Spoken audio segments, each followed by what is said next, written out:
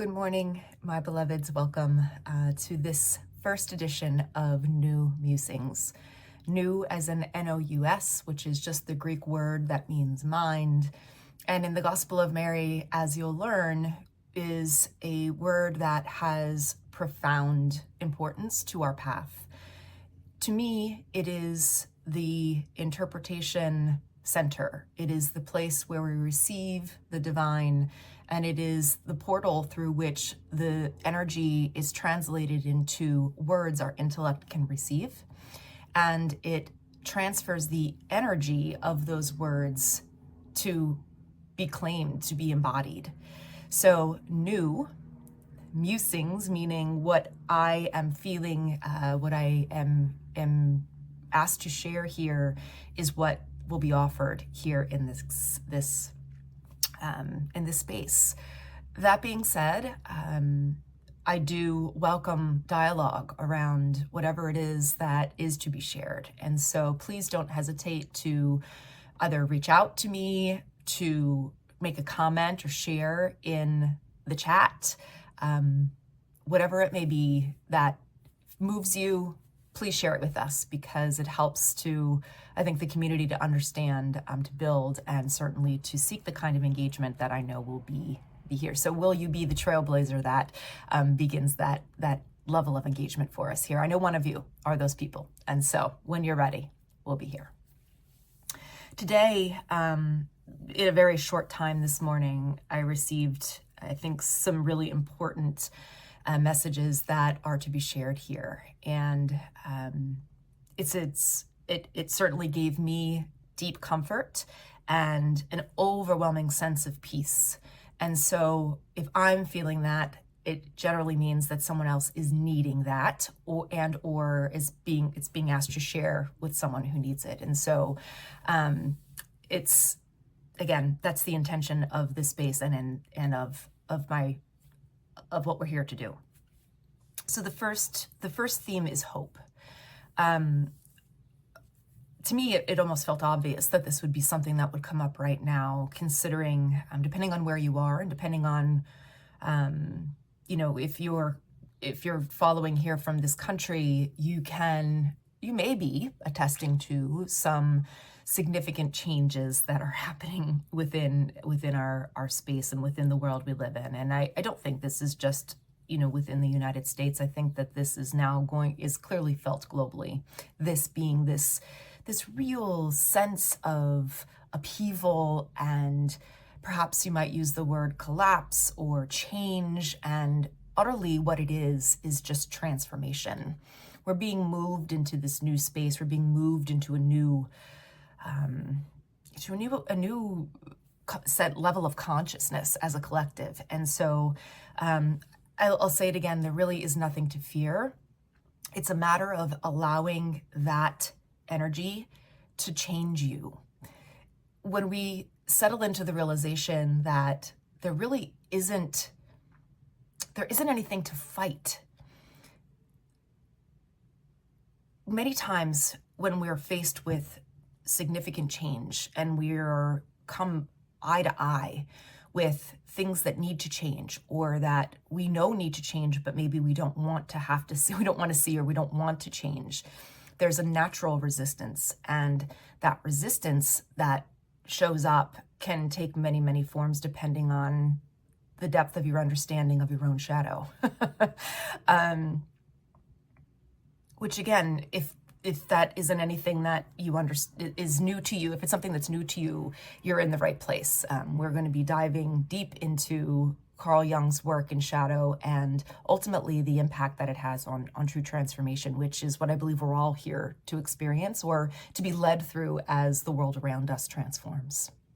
And so what I was, again, circling back to is this idea of how hope is the foundation to everything in the midst of transformation, whether it be on the globe, in the collective, and also within your own internal space. There has to be a foundation of hope. And the understanding that this hope is bigger than just what you think it needs to be. The request for this kind of hope has to be a deep I have written here, a deep childlike hope. There has to be a realization that what we are experiencing, the resistance to what we were putting up to what we're experiencing, has to be let go. We have to surrender, and we have to allow what is happening to work us, to work us. And that's uncomfortable. It's uncomfortable, and we resist it. And when we resist, it creates suffering. There is a path that we can walk that allows the suffering to be the crucible for transformation. But we have to allow it. We have to allow it so that we can find what's on the other side. And the way we get through the messy middle, the way we get through the dissolution of what we want to be true, what we think should be true, what we see in front of us in the dense matter of where we are, is to hold on to hope.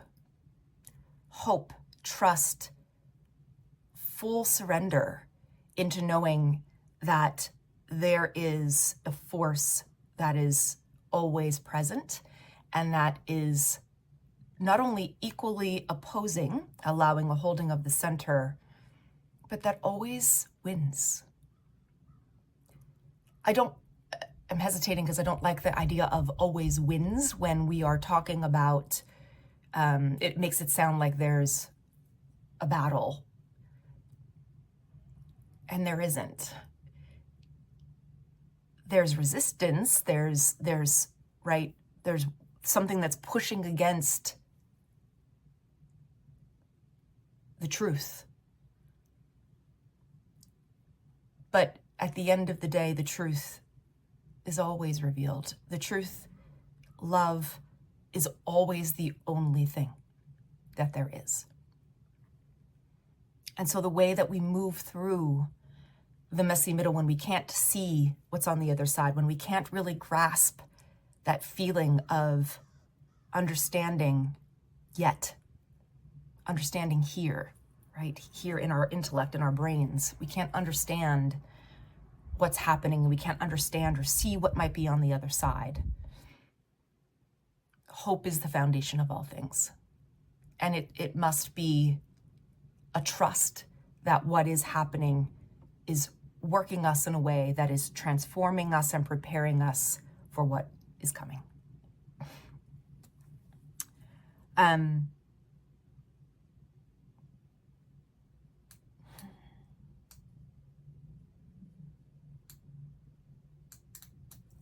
There was another quote that I found today. I don't know if you've noticed, but I'm also pretty obsessed with Thomas Merton. I found him just probably a year ago. I knew he was a monk, and I knew that he was, a guy who lived in solitude, and he was, now I see clearly as a mystic. And a quote that I read this morning, which just rung true for me, because I think we are headed into this place where many people may be feeling this sense of desolation, right? That there is hopelessness, actually, in the midst of the call to hope, which is exactly right, because, right, we need both to hold the center.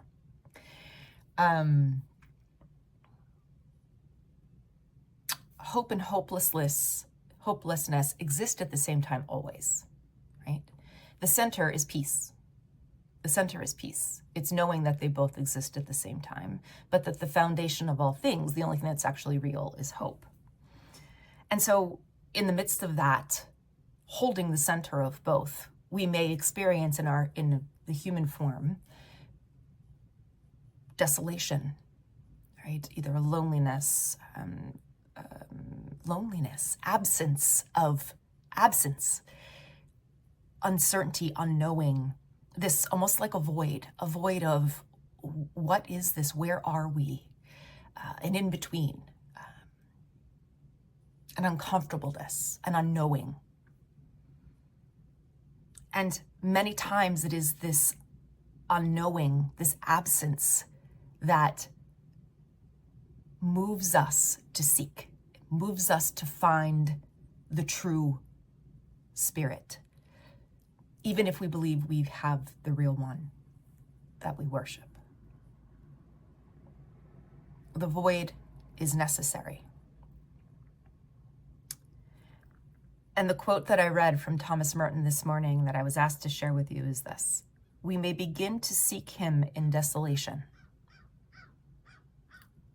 feeling nothing but absence. But the mere fact that we seek him, seek spirit, proves that we have already found him." I feel like Richard Rohr was at one point inspired by Merton, and I read another quote by him that was in the same vein, which I heard myself and I had written down myself many times, is you can't seek what you don't already know exists, right? You can't seek something that is fully and entirely outside of your consciousness. And so in order to seek something, you've already experienced it in some way. And that is what we are called to remember, is that there is a truth, a force of energy, a love so profound that we have all experienced and that we are asked to remember. This is a time of remembering, in renewal, in transformation, and it is the catalyst. Remembering is the catalyst to what's on the other side of absence, of desolation, of hopelessness, where we find the joy of remembering hope as our foundation, of remembering a power greater than what we observe. It's fed to us daily in this realm. A trust, a childlike trust in a force and an essence, a fragrance every cell in our body remembers. And if you allow yourself even a drop of it to be true, you've already begun. What part of you is resisting surrender? What part of you is so caught up in fear and is so caught up in anxiety that is forgotten the divinity within you that wants to hold you in the center? We find the center by remembering. How are you walking a path of trying to remember? What does that look like for you? Our work here at the center and in all of the offerings that are happening, have happened, and are forthcoming is in this practice of constantly remembering and reorienting to the center, but to this knowing, We're going to have some upcoming work that I'm going to share around just what it means to be a mystic. And what I really understand is that we're all mystics. That this isn't, God's grace graces us with various opportunities to experience him or her so that we can fully declare, I don't just believe, I don't have a faith in this greater power that is every virtue of hope, of love, of truth. I know it. And when you know it, it becomes something that can never be taken away from you. When you embody it, you become a lighthouse, a safe space, a holder of the opposites.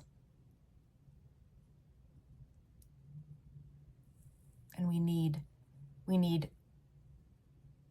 more of that. But the only way we transform the world outside of us is by first becoming it, becoming what the world needs, so others may follow. That is what Yeshua taught us. That is what he did. The way, the truth, and the life. He walked it, he lived it, and he invited us to do the exact same thing. I hope you'll join us. Again, coming soon, there will be a lot of opportunities to explore mysticism. We're going to talk about the way of the Magdalene. We're going to dive deep into the tenets of the Gospel of Mary Magdalene.